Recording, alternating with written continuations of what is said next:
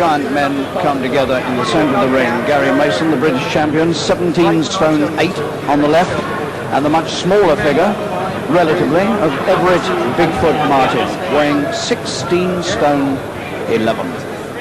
So some 34 stone odd of heavyweight in this Albert Hall ring. And Mason tonight seeking his 34th successive victory as a pro.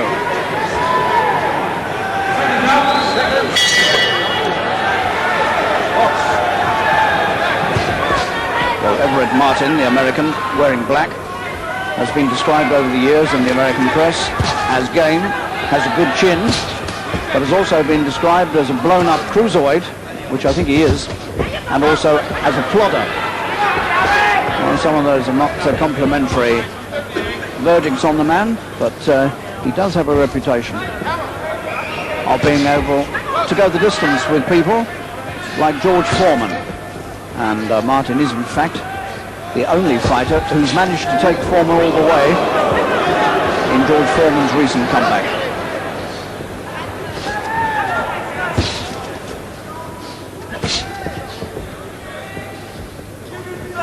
Mason is now ranked number 6 in the world by the WBC. Back in the ring just 3 months after struggling to win at Wembley over Mark Wills of America, who took him the full 10 rounds and also gave him a cut over his left eye.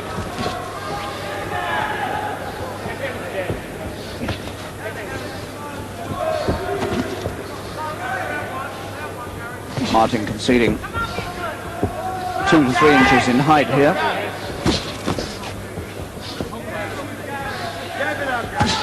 A butterball of a man.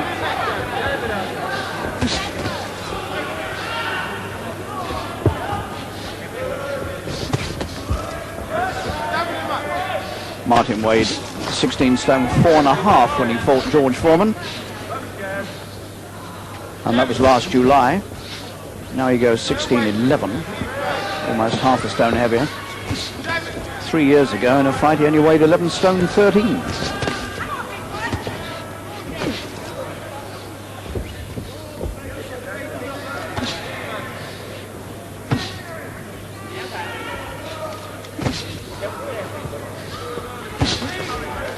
Mason taking his time and employing a heavy left jab. That's a good right hand, and I thought Martin was going to go. And he has gone now. 2 more punches, but up very quickly. 30 seconds still to go in this round. Well, if Mason can achieve a 1-round win, where it took Foreman 10, that won't do his standing in the world any harm.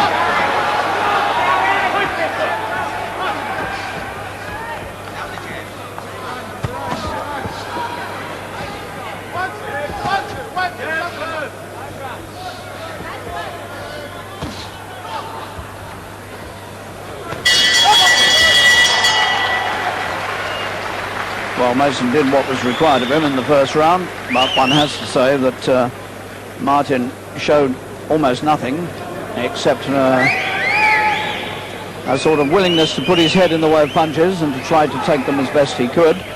But there suddenly came a little flurry where he wasn't able to take them without going down. And here it is again. Mason seeking the way in, a left to the body and a right to the head. And momentarily Martin went down, but up without a count. Well, Mason is building a very impressive record, and he's now got the best winning record for consistent wins of any heavyweight, top-ranked heavyweight in the world. Now that Tyson has been beaten. Seconds out, round 2. Mason, the British champion, in red, against Bigfoot Martin. Bigfoot calling himself after a mythical monster that was much in the news in the United States some 10 years ago. A sort of abominable snowman of America.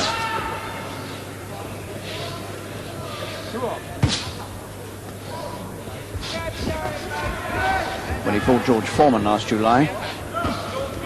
Martin conceded 2 stone to him. He was down in the 8th round from a right uppercut, but then went on to go the full 10 with Foreman.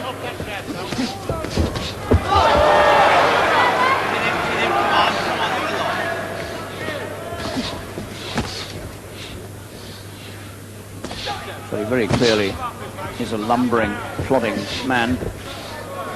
And Mason quite sensibly taking his time, maturing all the time, Mason, not trying to be flashy.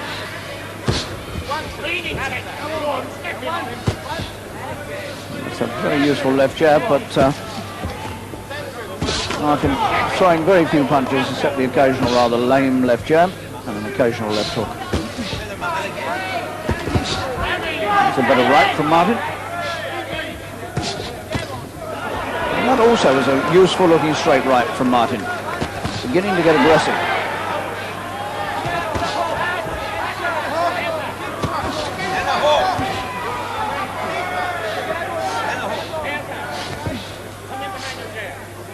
Martin's face puffed where previous opponents have hit him.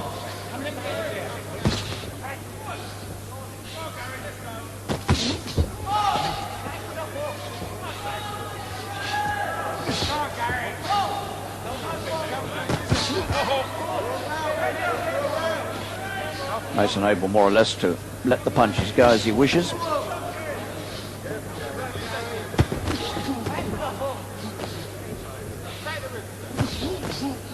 Martin very puffy around the eyes, but he came into the ring like that.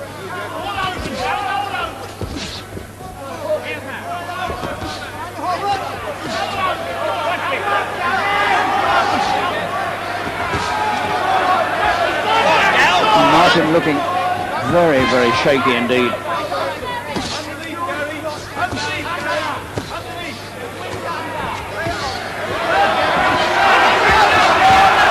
Martin looking more and more discouraged by the moment.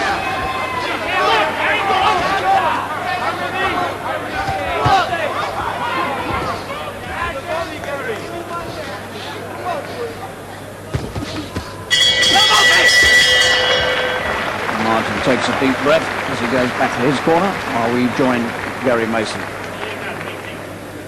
Well, it's an impressive record that Mason has set up. He's been a pro now for 5.5 years, and so many of his fights have been against Americans, and so many of them have been very, very fast indeed. But he struggled a bit against Tyrrell Biggs until he found a couple of good punches at the end of the 7th, and he certainly struggled against his last opponent, Mark Wills. Rob Douglas is with me, the former ABA champion. What do you make of Martin at the moment? Well, he's got to be bigging for Gary not to throw the 1-2. Gary's looking very sharp, and every time he throws the jab, he's catching Martin. So he's got to be asking not to throw the 1-2, otherwise he'll be in trouble. 10 seconds. He's not impressive. Definitely not. Seconds out, round 3. You'll notice how Martin crossed himself as he came out of the corner. He is in fact a born-again Christian, and he spent a few seconds on his knee, on one knee in the corner when he came into the ring, and said a few prayers and waved his right fist in the air. It's said that when he fought Foreman, he was shouting out between rounds, "It's my time, Lord." Unfortunately, it wasn't.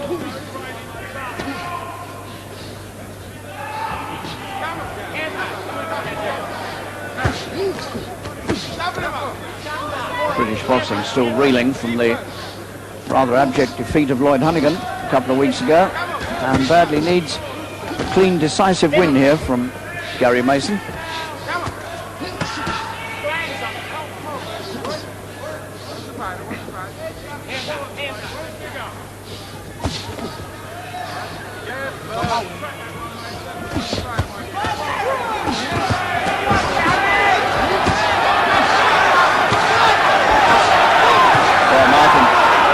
Decided to get a bit cheeky. Mason is trying to make him pay for it, and when Mason does, he begins to look a little too ragged. I prefer to see him keep his boxing going rather than to start swinging wildly. I think he can work this man over and beat him without going mad.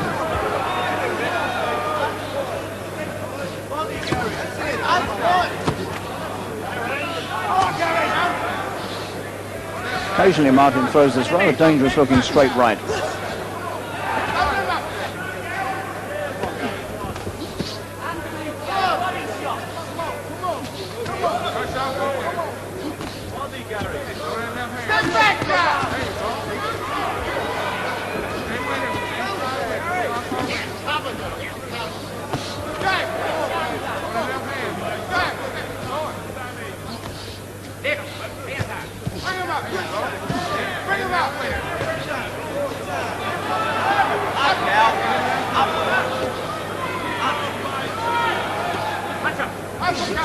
That was a useful uppercut from Gary Mason. He needs a few more like that.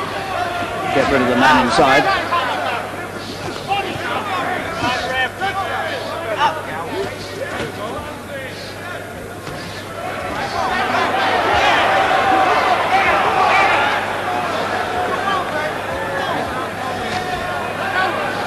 The sort of rather mauling and lumbering stuff that you expect to get from men who weigh this much. You can't expect lightning footwork.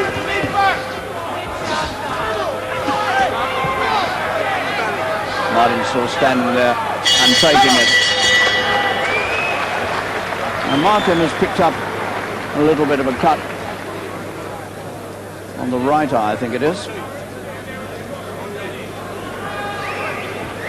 And Mason also has got some sort of injury on the right eyelid.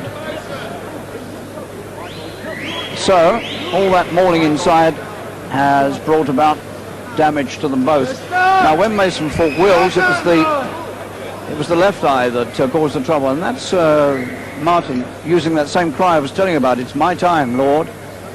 Well, he looks across there and sees that Mason is cut. It's not a big one, but it's in an awkward place on that right eyelid. Both then starting with early injuries that didn't get any worse, and the middle stretch of the fight remained the same. Nothing dramatic, but Mason adding to his lead. We rejoin it, 3 to go.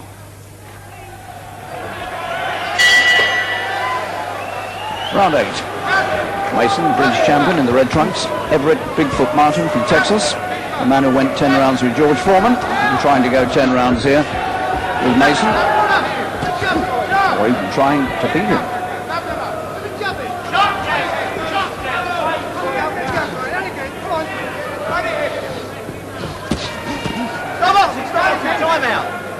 And there's a bandage working loose from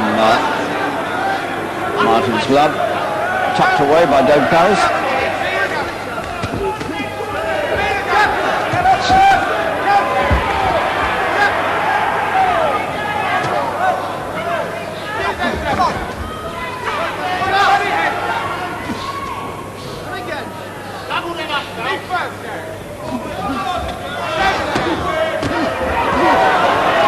Mason standing there, taking punches he really shouldn't be taking.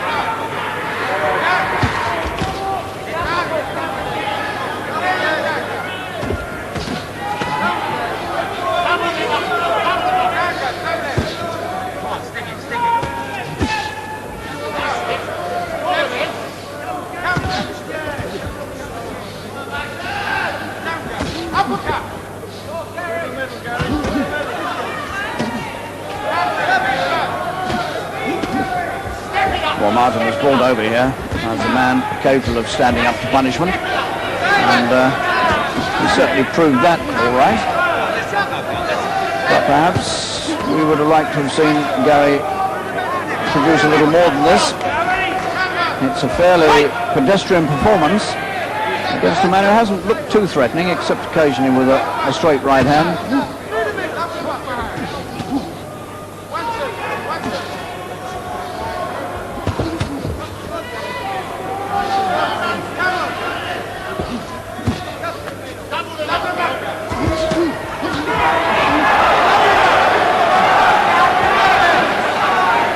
stage of the fight, really.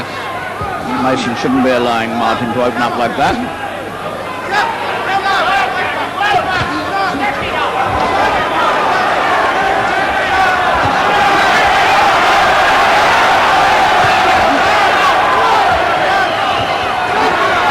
This crowd absolutely thirsting for some big punches from Mason.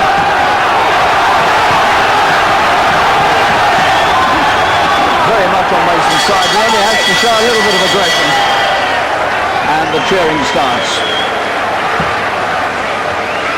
And that's a pretty winded American that goes back to the corner. Everett Martin. But has taken everything that's come his way. And is still in sufficient shape here to come back with some attacks of his own against Mason. And we can get an example of the way Mason allowed Martin to come at him here and open up on him and really didn't know what to do about it at the time. But Mason is a long way ahead by my reckoning. I can't think that he's lost a round, and he's dominated throughout, principally with the left jab. But now this crowd would love to see him throw some rights. Seconds out, round 9. 2 rounds to go. Mason in red against Martin from the United States. Mason looking for his 34th successive professional win. It's the best winning record of any ranked heavyweight in the world at the moment.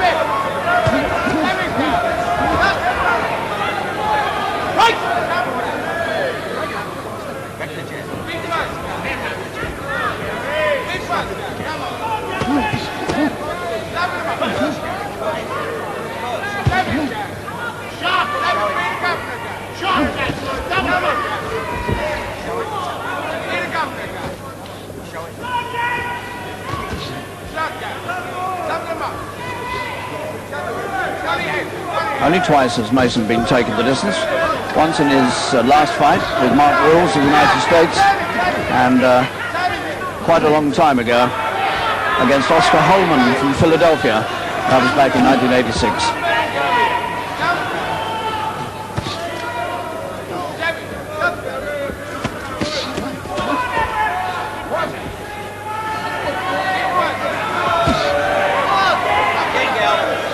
A little bit open-mouthed now, beginning to breathe a bit hard. Of all the hard work done at the Gillingham Barracks, he's still finding this tough going.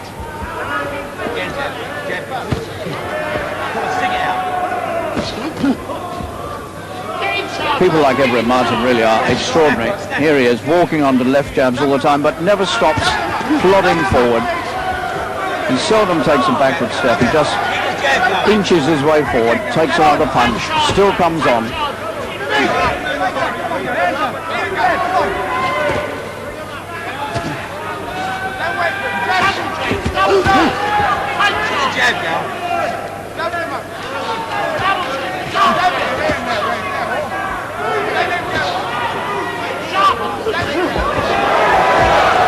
Martin still chucking the right over occasionally.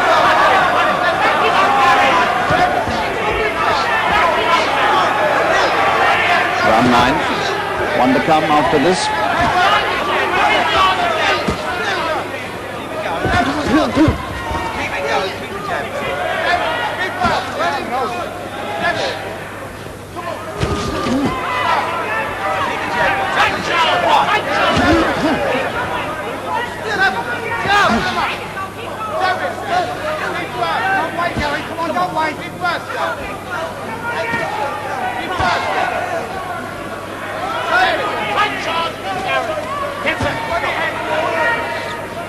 Closing seconds of the 9th.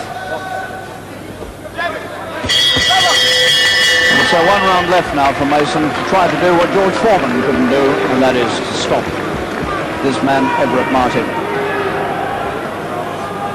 Well, Rod, I take it you agree with me that Gary is a long way ahead, even though he hasn't looked all that spectacular. That's right. Everybody wants to see Gary look good. And Gary must be getting frustrated himself because he wants to please everybody. But he's got to get the punches flowing and look good, especially in the last round. Why do you think he hasn't opened up more in this fight? Do you think it is lack of confidence, or is he perhaps under orders from the corner? I really don't know. I think it probably Everett's style, Martin's style. You know, he's a plodder. Gary's a little bit of a plodder too. Maybe it's a clash of styles that makes a difference. Right, thanks, Rob. So, the last round coming up. Seconds out, 10th and last round. 3 minutes for Mason to prove that he can do something George Foreman couldn't do. Mason in the red trunks, the British heavyweight champion. 33 wins behind him. Great opportunity tonight at the Albert Hall to have really brought this crowd alive and brought British boxing back alive in this fight against Everett Martin. It hasn't happened so far, but there's still time.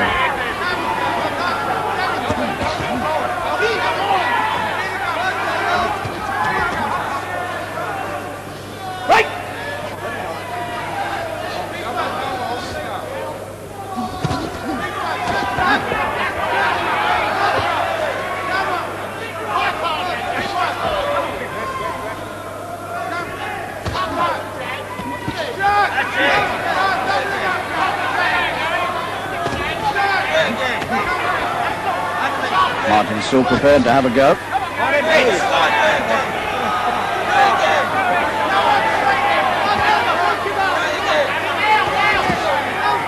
A little bit of a crack of heads there, and Martin didn't much care for it, but Paris brought him back, straight back in. Get on with it.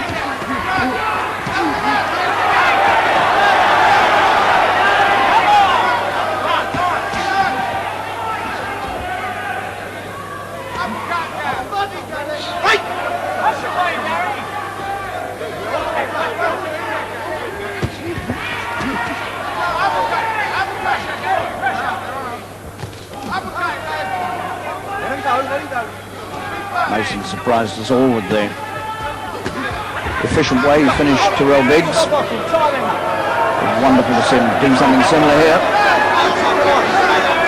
It's all getting a bit ragged. I think Mason, frankly, is tired of swinging punches at this man.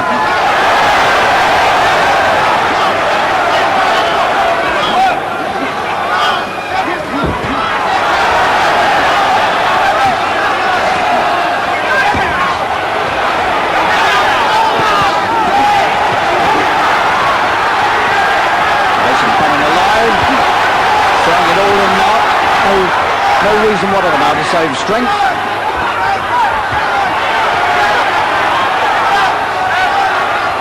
It might all have been different if we'd done this earlier.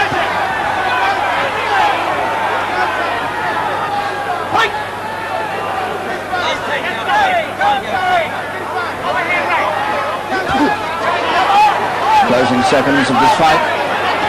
And the final big flurry seems to be over.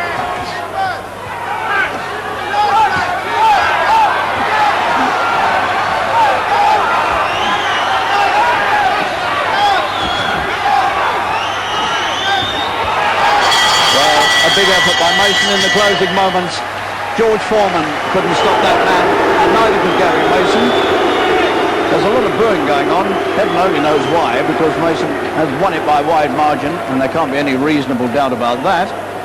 But at the same time, you have to say that it's rather like the fight he had 3 months ago with Mark Wills, a rather messy fight. But he won that one on points and got cut. He's won this one on points and been cut.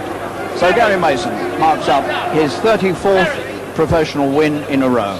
But that's the third time and the second time in a row that he's been taken all the way.